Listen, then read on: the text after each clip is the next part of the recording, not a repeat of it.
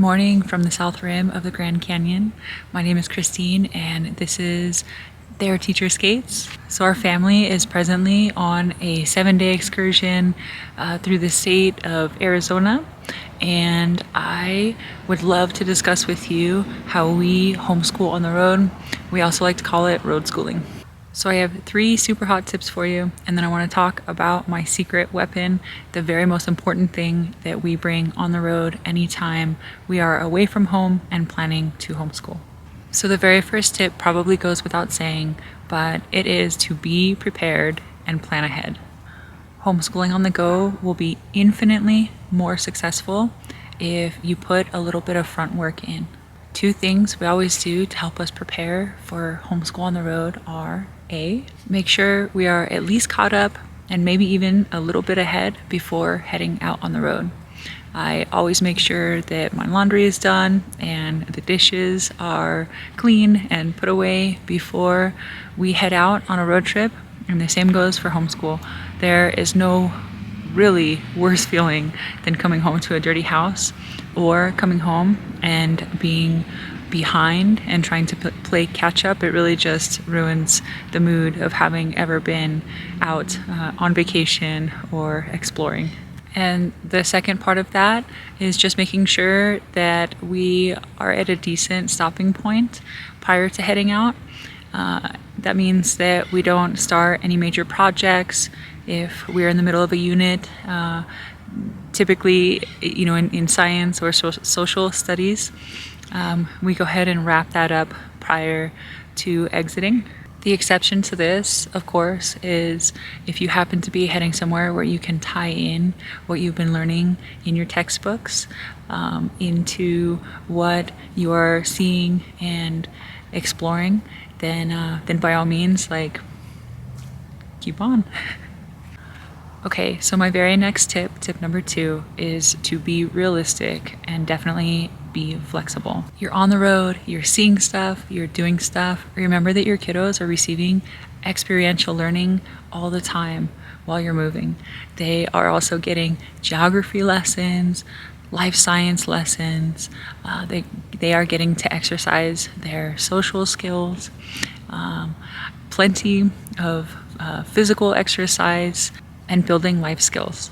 Bring along a couple of reading books, a few math worksheets, a journal, and maybe a grade appropriate workbook. Nothing more. Trust me on this, especially if this is your first time homeschooling on the road. We've done this several times now, and our 6-year-old knows that road schooling is a give and take.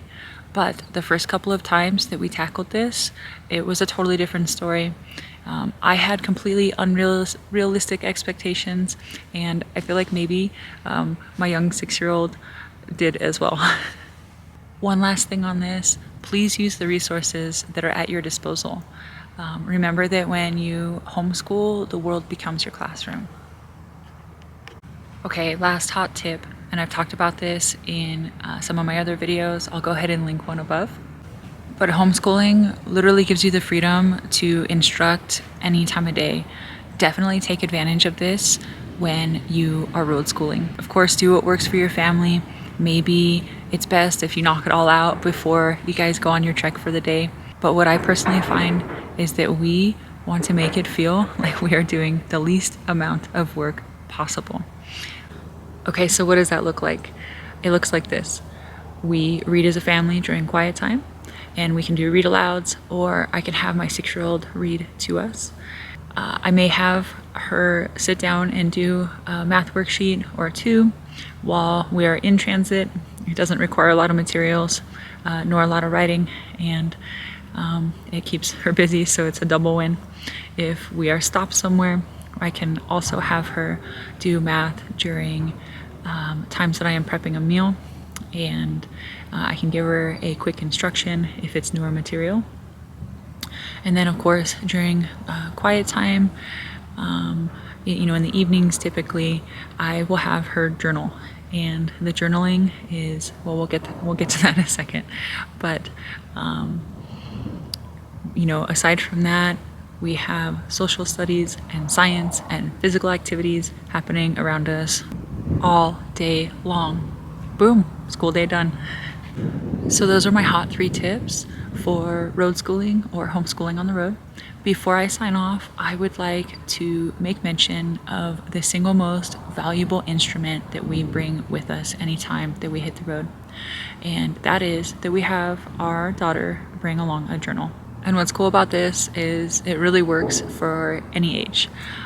It's compact and easy to pack, and you can assign older kiddos a writing prompt if you're so inclined, and younger children can dictate or draw their observations of their surroundings or events that are taking place. Homeschool Island actually has an awesome draw and write journal for TK through 2nd graders, and I'll go ahead and link that in the description below. Yesterday we visited Sedona, Arizona, and while we were heading out of town, our 6-year-old wrote an incredibly creative story from the perspective of a beetle who lived there. It was creative, authentic, and very well done. All right, that's it. That's all I've got. We are on day 4, I think, of our 7-day road trip through the state of Arizona. I am going to share a couple of quick clips that are relevant to today's topic, but please do be sure to check out next week's episode where we cover our trip in its entirety. It's going to be something that you don't want to miss. Once again, I want to thank you for your support of our growing little YouTube channel. And I also want to encourage you, if you haven't already, to check us out on Instagram and TikTok. And of course, please do support us by hitting that like and subscribe button. It really makes a difference. All right, we're gonna go do some hiking and exploring and adventuring as a family. Once again, I'm Christine, and this is Their Teacher Skates, signing off.